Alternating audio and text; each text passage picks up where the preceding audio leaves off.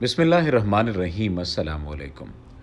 नाज़रीन, हज़रत यूसुफ़ अलैहिस्सलाम का वाक़या आप लोगों ने सुन रखा होगा, लेकिन आज की इस वीडियो में आपको हज़रत यूसुफ़ अलैहिस्सलाम के जेल भेजे जाने और उस जेल की जगह के बारे में भी आगाह किया जाएगा। साथ ही साथ उस पूरे वाक़े के बारे में भी आपको आगाह करेंगे कि दरहकीकत ये वाक़या क्या है।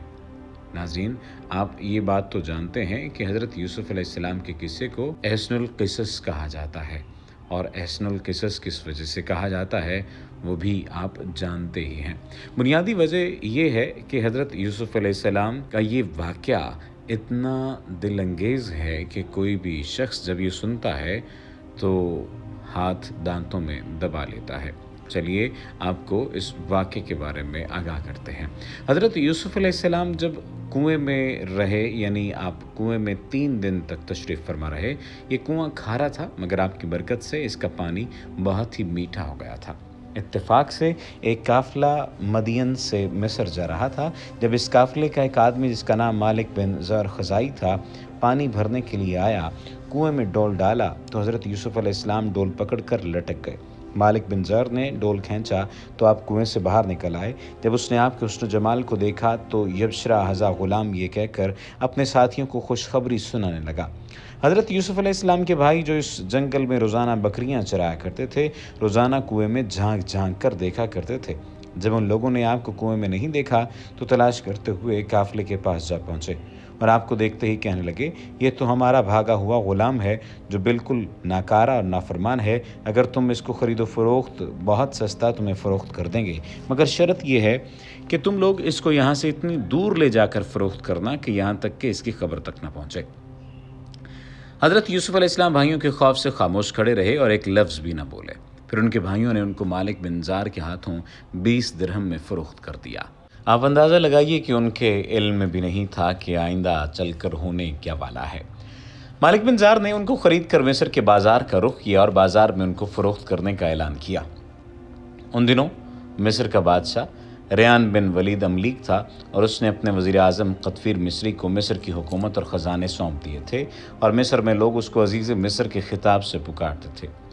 जब अज़ीज़ मिस्र को मालूम हुआ कि बाज़ार मिस्र में एक बहुत ही खूबसूरत ग़ुलाम फ़रोख्त के लिए लाया गया है और लोग उसकी ख़रीदारी के लिए बड़ी बड़ी रकमें लेकर बाज़ार में जमा हो गए, तो अज़ीज़ मिस्र ने हज़रत यूसुफ़ अलैहिस्सलाम के वज़न के बराबर सोना और उतनी ही चांदी और उतना ही मुश्क, उतने ही हरीर कीमत देकर ख़रीद लिया और घर ले जाकर अपनी बीवी ज़ुलेखा से कहा कि इस ग़ुलाम को नहायत ही एज़ाज़ व इकराम के साथ रखो। इस वक्त आपकी उम्र 13 या 17 बरस थी। ज़ुलेखा हज़रत यूसुफ़ अलैहिस्सलाम के हुस्न की फ़रिश्ता हो गई। एक दिन खूब बनाव सिंगार करके तमाम दरवाज़ों को बंद कर दिया और हज़रत यूसुफ़ अलैहिस्सलाम को तन्हाई में लुभाने लगी। आपने माज़अल्लाह कहकर फरमाया कि मैं अपने मालिक अज़ीज़ मिस्र के एहसान को फरामोश करके हरगिज़ उसके साथ कोई ख़यानत नहीं कर सकता। फिर जब खुद ज़ुलेखा आपकी तरफ लपकी तो आप भाग निकले और ज़ुलेखा ने दौड़कर पीछे से आपका पैरहन पकड़ लिया जो फट गया, और आपके पीछे ज़ुलेखा दौड़ती हुई सदर दरवाज़े पर पहुँच गई। इत्तेफाक से ठीक इसी हालत में अज़ीज़ मिस्र मकान में दाखिल हुआ और दोनों को दौड़ते हुए देख लिया। उस वक्त ज़ुलेखा ने मक्कारी की और फ़ौरन बोली, इस ग़ुलाम की सज़ा ये है कि इसको जेल खाना भेज दिया जाए या और कोई दूसरी सख्त सज़ा दी जाए, क्योंकि इसने तुम्हारी घरवाली के साथ बुराई का इरादा किया था। हज़रत यूसुफ़ अलैहिस्सलाम ने फरमाया, अज़ीज़ मिस्र ये बिल्कुल गलत बयानी कर रही है। इसने खुद मुझे लुभाया, मैं इससे बचने के लिए भागा तो इसने मेरा पीछा किया। अज़ीज़ मिस्र दोनों का बयान सुनकर हैरान रह गया और बोला, यूसुफ़ मैं किस तरह यकीन कर लूँ कि तुम सच्चे हो। आपने फरमाया, ए अज़ीज़ मिस्र, घर में 4 महीने का एक बच्चा पालने में लेटा हुआ है जो ज़ुलेखा के मामू का लड़का है, उससे दरियाफ़्त कर लीजिए कि क्या वाक़या है। अज़ीज़ मिस्र ने कहा, भला 4 माह का बच्चा क्या जाने और वो कैसे बोलेगा। आपने फरमाया, अल्लाह इसको ज़रूर मेरी बेगुनाही की शहादत देने की कुदरत अता फरमाएगा, क्योंकि मैं बेकसूर हूँ। चुनांचे अज़ीज़ मिस्र ने जब इस बच्चे से पूछा तो उस बच्चे ने बावाज़ बुलंद फसी ज़ुबान में ये बात कही कि अगर यूसुफ़ की कमीज़ सामने की तरफ से फटी हो तो औरत सच कहती है और वो झूठे हैं, और अगर इनकी कमीज़ पीछे की तरफ से फटी है तो औरत झूठ बोलती है और ये सच्चे हैं। बच्चे की ज़ुबान से अज़ीज़ मिस्र ने ये शहादत सुनकर जो देखा तो उनका कुर्ता पीछे से फटा हुआ था।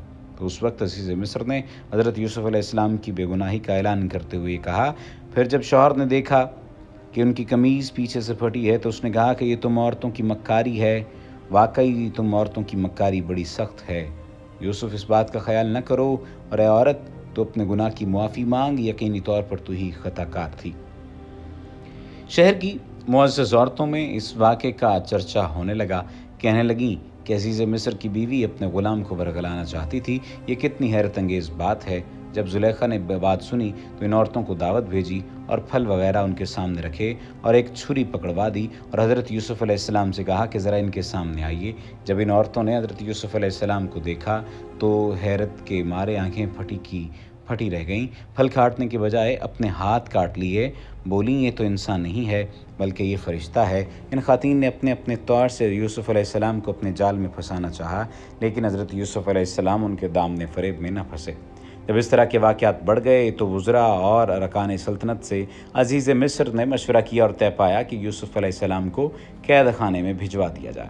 آپ نے جیل پہنچ کر فرمایا، اے اللہ، یہ قید خانے کی کوٹڑی مجھ کو اس بلا سے زیادہ محبوب ہے جس کی طرف زلیخا اور خواتین مصر مجھے بلا رہی تھیں۔ آپ 7 یا 12 برس جیل خانے میں رہے اور قیدیوں میں توحید اور اعمال صالحہ کی دعوت فرماتے رہے۔ تمام قیدی آپ کے حسن اخلاق اور آپ کے کردار کے گرویدہ ہو گئے۔ یہ عجیب اتفاق ہے کہ جس دن آپ قید خانے میں داخل ہوئے، اس دن آپ کے ساتھ بادشاہ مصر کے 2 خادم، ایک شراب پلانے والا اور دوسرا باورچی، دونوں جیل خانے میں داخل ہوئے۔ دونوں پر الزام تھا کہ انہوں نے بادشاہ کے کھانے میں زہر ملایا ہے۔ ان دونوں نے جیل میں خواب دیکھا۔ دونوں نے اپنا خواب حضرت یوسف علیہ السلام سے بیان کیا، جس کی تعبیر حضرت یوسف علیہ السلام نے بیان کی، جو 100% صحیح ثابت ہوئی۔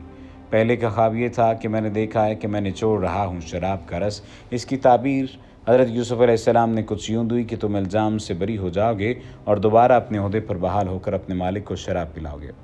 دوسرے کا خواب یہ تھا کہ میں نے دیکھا ہے کہ میں اٹھائے ہوئے ہوں اپنے سر پر روٹی کہ کھا رہے ہیں اس میں سے پرندے۔ حضرت یوسف علیہ السلام نے اس خواب کی تعبیر بیان کی کہ تمہیں سوری پر لٹکایا جائے گا اور تمہارے سر کو پرندے نوچ نوچ کھائیں گے۔ چنانچہ ایسا ہی ہوا، ساقی بری ہو گیا اور باورچی کو سزائے موت ہو گئی۔ قید خانے میں آپ کا نام معبر یعنی تعبیر دینے والا مشہور ہو گیا۔ اسی دوران مصر کے بادشاہ اعظم ریان بن ولید نے بھی خواب دیکھا۔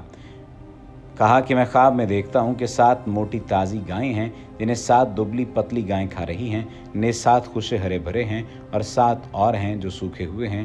اے درباریو، اگر تم خواب کی تعبیر دے سکتے ہو تو میرے اس خواب کا مطلب بتاؤ۔ بادشاہ اعظم نے اپنے درباریوں اس خواب کی تعبیر دریافت کی تو لوگوں نے اس خواب کو خواب پریشان کہہ کر اس کی کوئی تعبیر نہ بتائی۔ اتنے میں بادشاہ کا ساقی، جو قید خانے میں حضرت یوسف علیہ السلام کے ساتھ رہا تھا، رہا ہو کر آ گیا تھا۔ اس نے کہا کہ مجھے اس خواب کی تعبیر معلوم کرنے کے لیے جیل خانے میں جانے کی اجازت دے دی جائے۔ چنانچہ یہ بادشاہ کا قاصد بن کر قید خانے میں حضرت یوسف علیہ السلام کے پاس آ گیا۔ بادشاہ کا خواب بیان کر کے تعبیر دریافت کی کہ حضرت یوسف علیہ السلام نے فرمایا کہ 7 برس مسلسل کھیتی کرو اور ان کے اناجوں کو بالیوں میں محفوظ رکھو، پھر 7 برس تک سخت خشک سالی رہے گی۔ قید کے ان 7 برسوں میں پہلے 7 برسوں کا محفوظ کیا ہوا اناج لوگ کھائیں گے، اس کے بعد پھر ہریالی آئے گی۔ قاصد نے واپس جا کر بادشاہ سے اس کے خواب کی تعبیر بتائی تو بادشاہ نے حکم دیا کہ حضرت یوسف علیہ السلام کو جیل خانے سے نکال کر میرے دربار میں لاؤ۔ آپ اندازہ کیجئے کہ یہ وہ واقعے کی ابتدا ہے۔ اس کے بعد ایک پورا واقعہ ہے اور پوری تفصیل ہے، لیکن اس کے ساتھ ساتھ ہم نے یہ کوشش کی کہ آپ کو اس واقعے کے ساتھ ساتھ وہ مقام بتایا جائے، وہ مقام دکھایا جائے جہاں پہ حضرت یوسف علیہ السلام کو قید کیا گیا۔ اللہ سبحانہ و تعالی ہماری تمام غلطیوں کوتاہیوں کو معاف کر دے۔ وما علینا الا البلاغ المبین۔